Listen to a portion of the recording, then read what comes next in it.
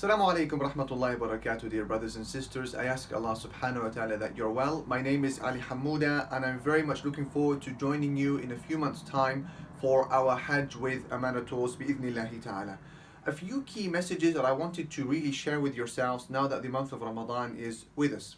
The first of them is the sunnah of congratulating one another with the arrival of the month of Ramadan. Perhaps your phone now is packed out with messages and forwards and JPEGs, people congratulating you about Ramadan. Does this have a basis? And the answer is yes.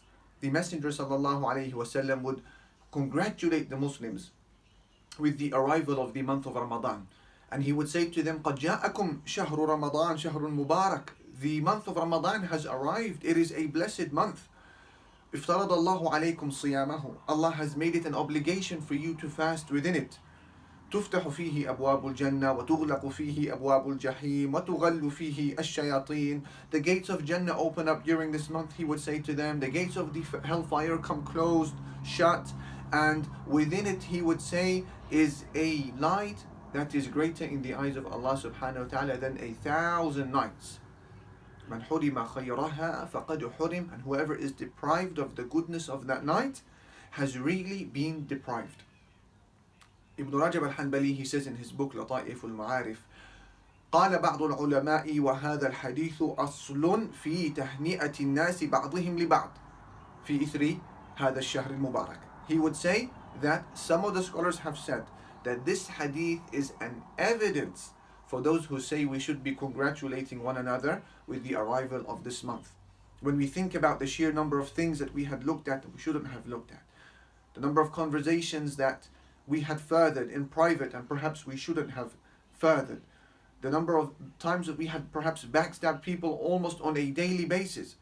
It's a daunting thought, but at the same token, this is why we are happy with the arrival of Ramadan, because it's a means of alleviating some of this heavy luggage of sins. This is the first message I wanted to share with you. The second message really is the importance of being a full-time Muslim. Look around you this evening during the Taraweeh Salah, and you will notice that the masjid is chock-a-block. It's jam-packed.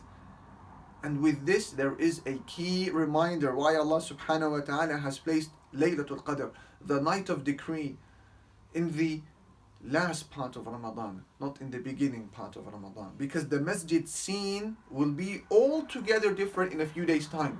People will start fizzling out and the energy will begin to weaken. Thus Allah's wisdom that He has given us the most important night at the back end of Ramadan. And this is a treasure of a lesson that the month of Ramadan comes with, year in, year out. A message that reminds every Muslim that Allah Almighty wants us to be full-time Muslims.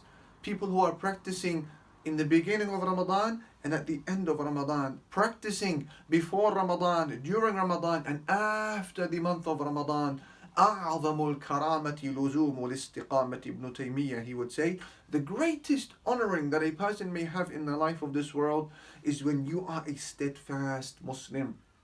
These are the two key messages I wanted to share with you. In short, dear brothers and sisters, use this month as a platform, as a preparation for the days of Hajj that are coming. Yes, they are linked.